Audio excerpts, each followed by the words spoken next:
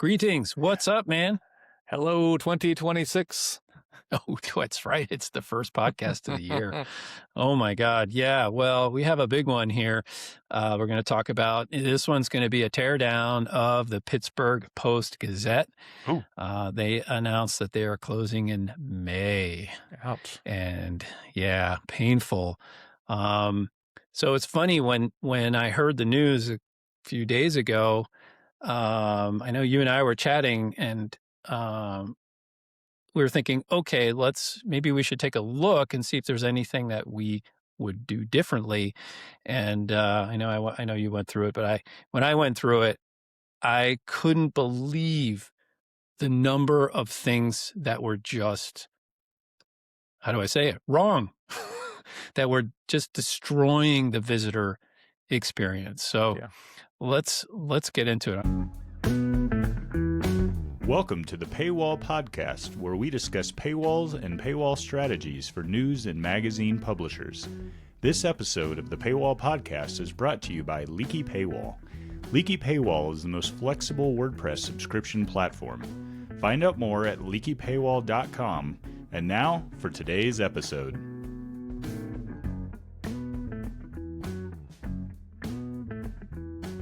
I'm going to share my screen here, and what we're going to do here is, we're going to pick on this on the poor Pittsburgh Post-Gazette, but we're also going to talk about what should have been done to actually move the needle in their favor. Mm-hmm. So the thing about it, I mean, they're a 240-year-old publication. Jeez. Right?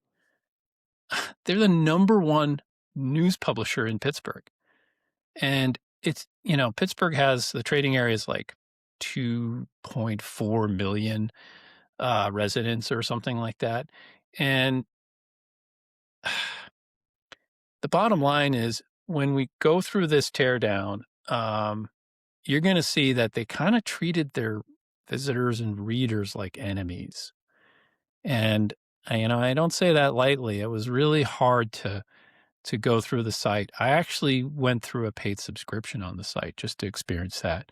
Nice. And to be fair, it was okay. It wasn't terrible, but it wasn't great either.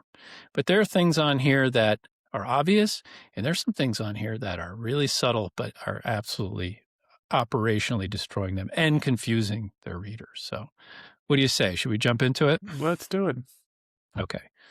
All right. So here it is. This is the website. Can you see it? I see that. Yeah. Okay. So I run an ad blocker. About 40% of readers run ad blockers.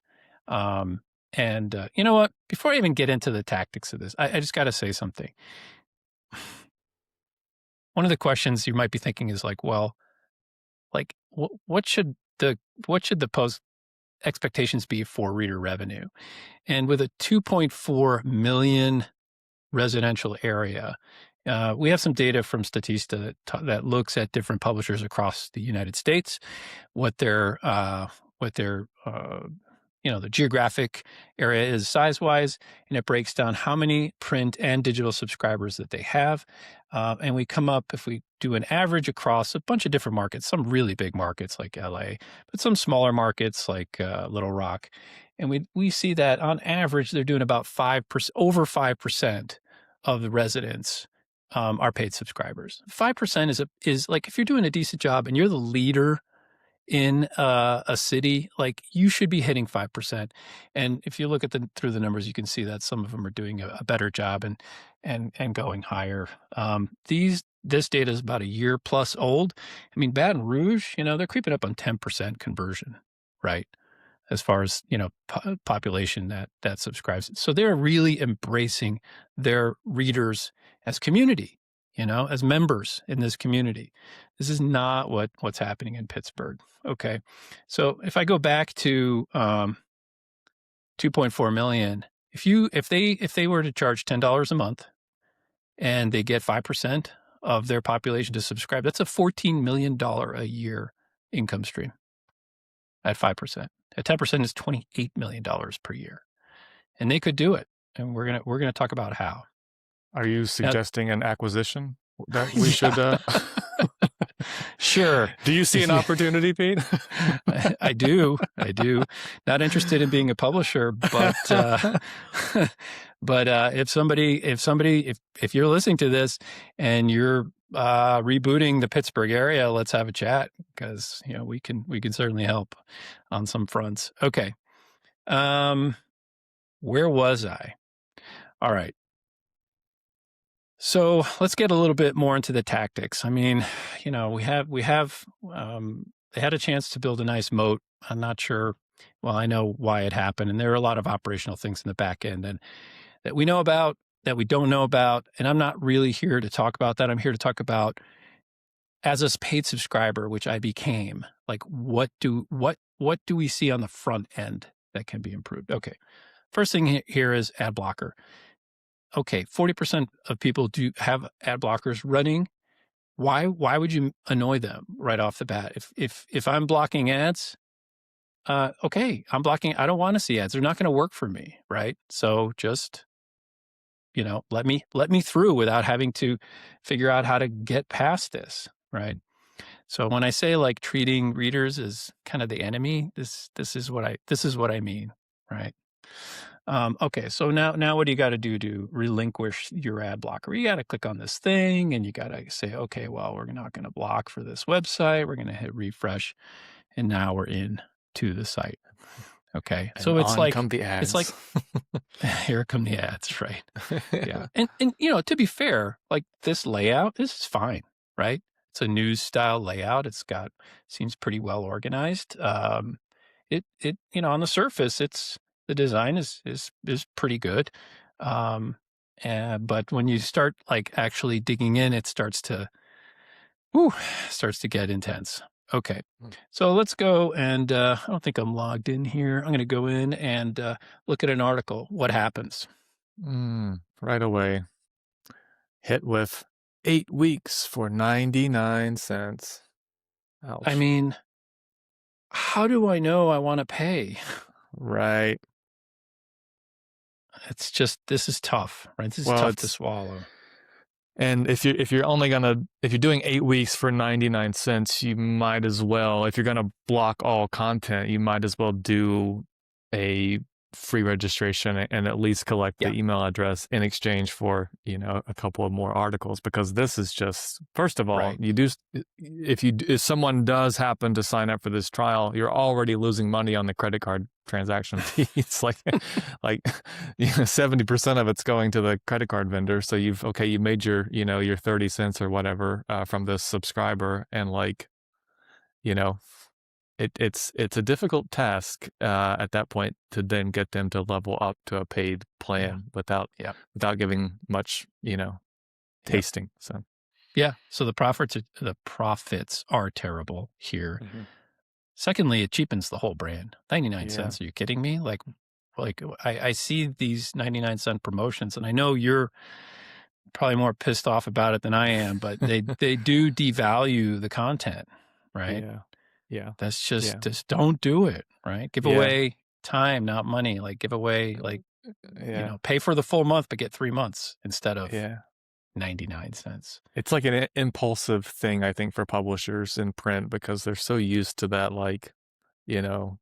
kind of gimmicky, like, low cost, gas station style advertising. That's just like, it's a little, it's undervaluing everything that they're doing as far as content goes. But I think that's been an issue for a while. It's like getting publishers to see value in their content, where, for the last however many, centuries, it's been, the value is in, getting people to come to your site and look at ads, right? Look at, you're not here for the content, you're here for our ads. That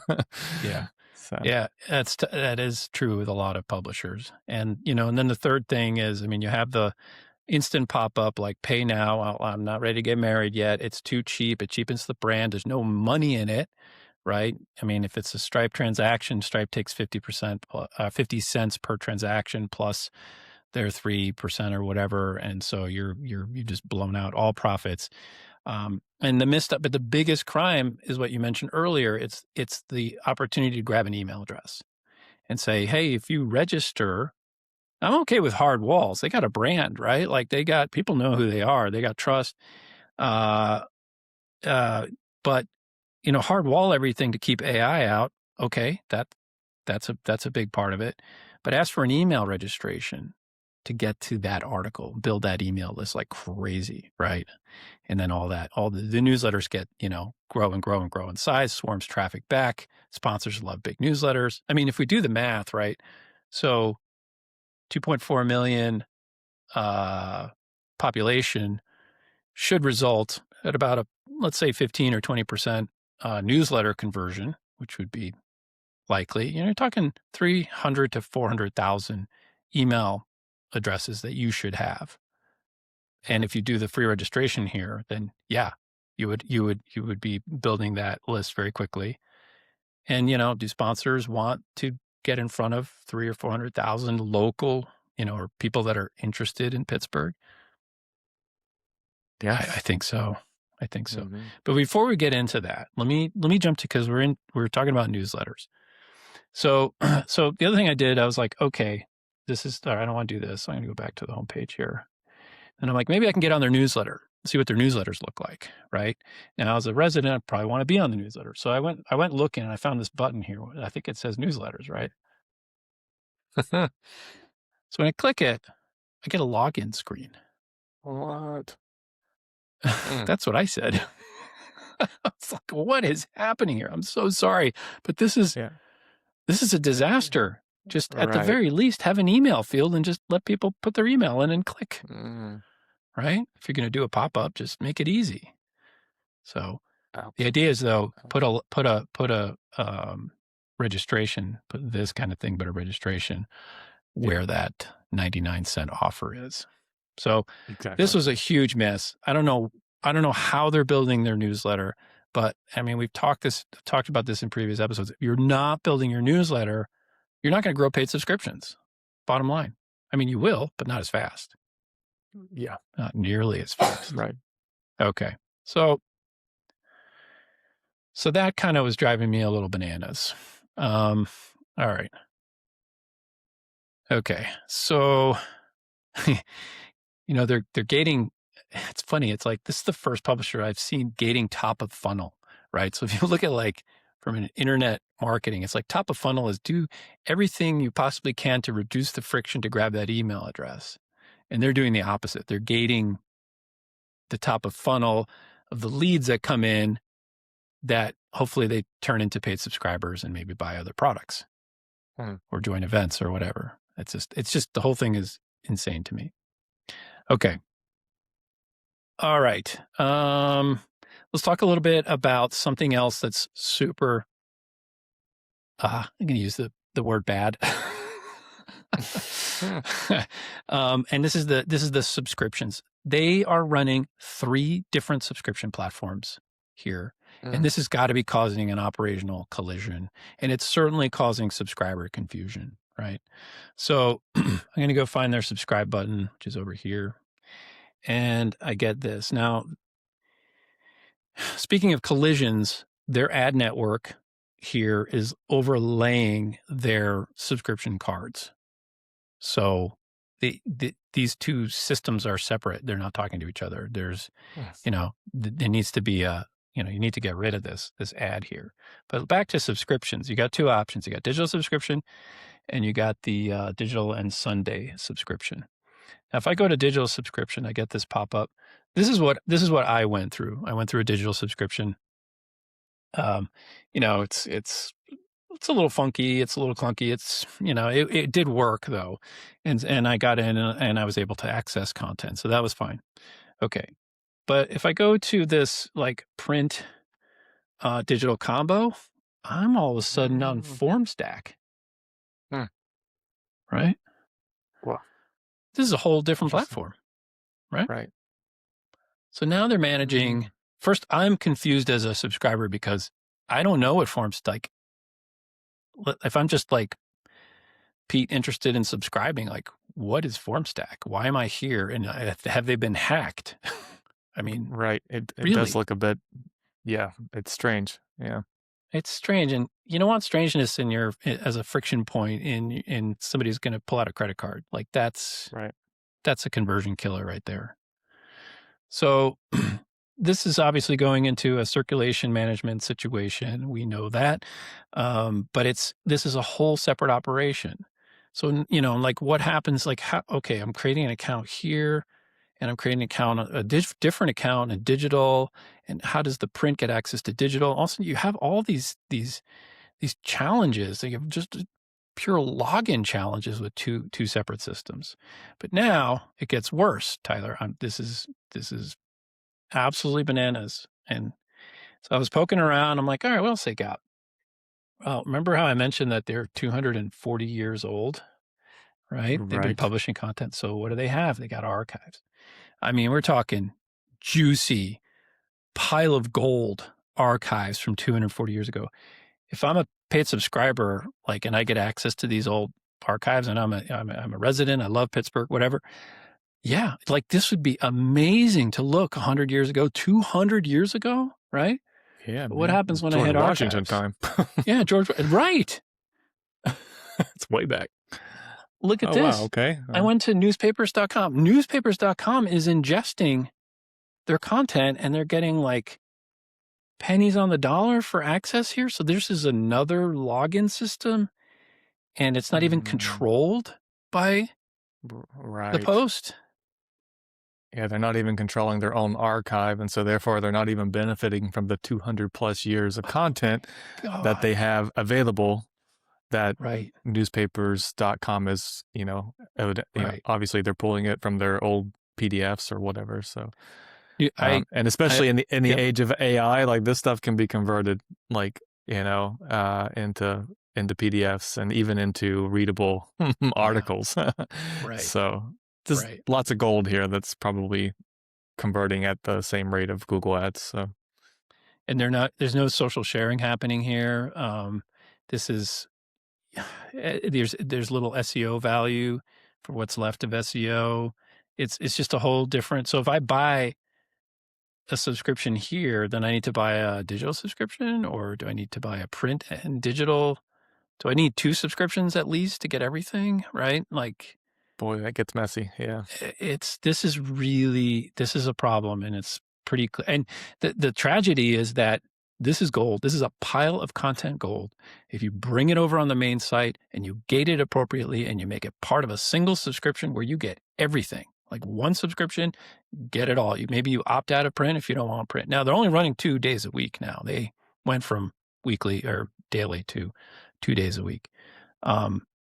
Maybe if you don't want print, which some people don't, you can opt out. But 1 subscription, right?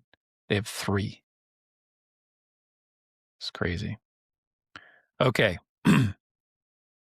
And I just want to say a little bit about that. I mean, we work with a lot of print publishers and, we worked really, really hard on integrations. That's how we got started 10 years ago, working with print publishers and taking their disconnected systems, which this is clearly an example of, and making sure that circulation is tied to digital access and the data lives in one place. And the subscriber has 1 login on the main website. You're not getting kicked off to other. And you know what? It works. It's been working for years and years and years, for a decade with our print publishers that are selling digital subscriptions. And the fact that we don't have a cohesive system here drives me crazy. And I still see it today, where we are 10 years. And I'm sorry if I'm ranting, but where we are today, 10 years later after where we started, is not much further along than in a lot of cases especially with the print publisher sector. And why go to 2, in 2018, they went from daily to 2 days a week. Print is a tough anchor to carry, right? Really tough anchor. And we have publishers that have converted, taken the plunge and gone and stopped printing and just leaned into digital, and they're doing great. So that the print thing, that's kind of its own discussion. I'm sure there's history and all sorts of politics and all sorts of things that I don't understand, but it is an anchor. It's hard to make money unless you're the New York Times. and you can your print scale is just so enormous. You can actually, benefit. Let's talk a little bit about advertising here. You mentioned it earlier. The ads are coming in.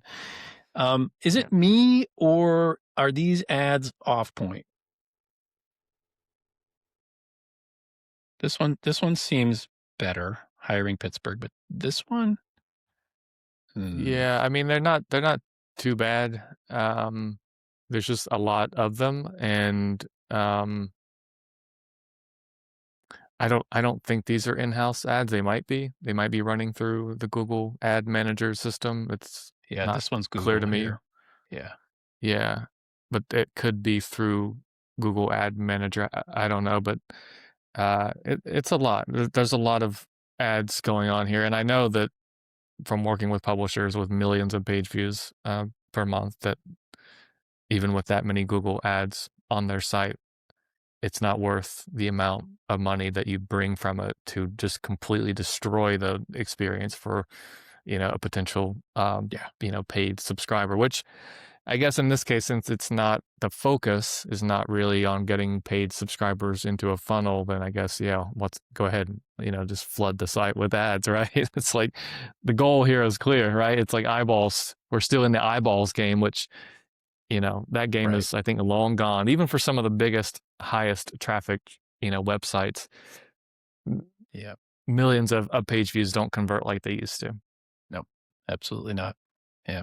It's a little bit of the print legacy in there, the ad model for sure.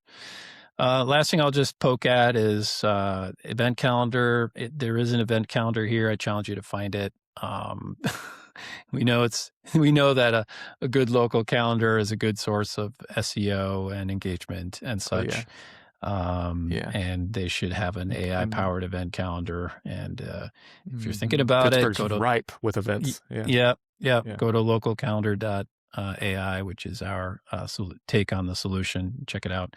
But event calendar, there's opportunities there. Now, I think I've said enough in terms of, all the issues that are on here from sort of a public facing. And I don't know if you have anything else, but I kind of feel like just summarizing what we went through. Sure. There's a lot here. Okay. So first thing, registration wall, right? Don't ask for money, ask for an email, right? You want to build a community, you want to engage people, build that email list. So in trade for access to an article, right? Ask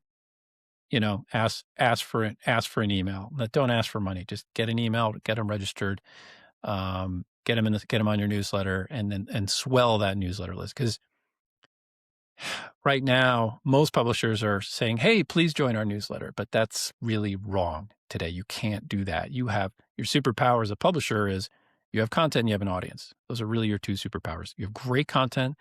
And you have an audience for that content. Great.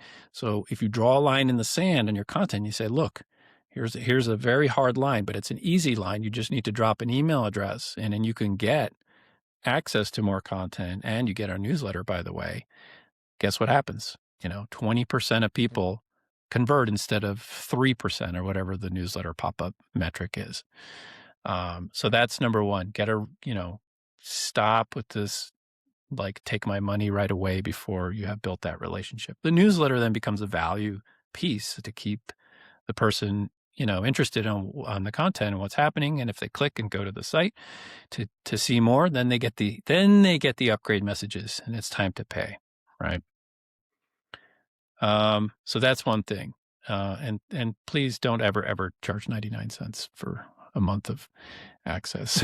Don't charge 99 cents for anything. charge the full month. Let's say it's $10. Do a $10 for 3 months access. Give away time, not money. Preserve the value of the content. Give away time. You get 3 full months for the price of 1. That works. We've proven it. It's worked for years. It's great. Okay. Make sure everything is tied together. Get things integrated. You have circulation. You have a CRM. I mean, get all these things integrated so you have one login system on your site, and that's it, right? And it's amazing what APIs can do to move data back and forth and keep systems in sync and give that reader, the subscriber especially, the sort of that easy experience on the site. Own your own local moat. I mean, building your newsletter, grabbing those emails. You got AI coming for your content. You might need to lock it down. Google's always been sort of a place where you want to be, but 30% of traffic is, as of reading this today, publisher traffic is down 30% from Google search. 30%. That was what came out today. So you got to build that. You got to build that email list. Social media, is it important? You can still have social sharing work, but you can do it in a better way where, with a bigger list and with subscribers, you can do GIF links. Subscribers will forward emails, or text messages. Hey, read this article. This is the viral kind of stuff that's really, really important, right? The stuff on social is not as important. Well, of course, it's got some importance. Direct sales, I see these ads and I see the Pittsburgh one on the bottom. I think that was pretty good. But it should all be really, really it should be very Pittsburgh focused, right? Forget national brands in there and really work on direct sales. That's where the money is. Forget the Google stuff. I think those are the takeaways. Did I miss anything? I think that covers it. I think the without knowing what's going on internally, these are some incredible digital strategies that have been proven to work, as you said, for the last decade that we've seen. Yeah. And, I think if they didn't have, just looking on the outside in, without that print anchor and the ginormous overhead, I've actually driven by the Pittsburgh Post-Gazette before. It's ginormous, it's like a multi-story building in downtown Pittsburgh.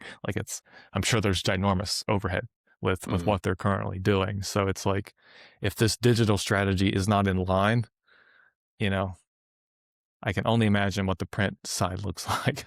So, if they're not working together at any level and they're as disconnected as we've seen, it makes it almost impossible to turn any kind of profit, which clearly we're seeing that. Yeah. So, right. Exactly. So if you're listening to this and you're thinking, gee, where do I start? That's a lot. That was heavy.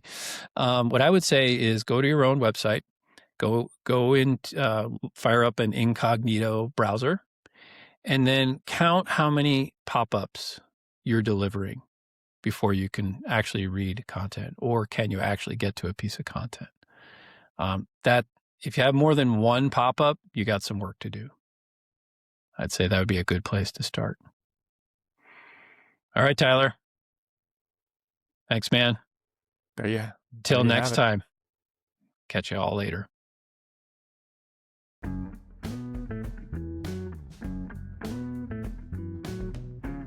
Thanks for listening to the Paywall Podcast.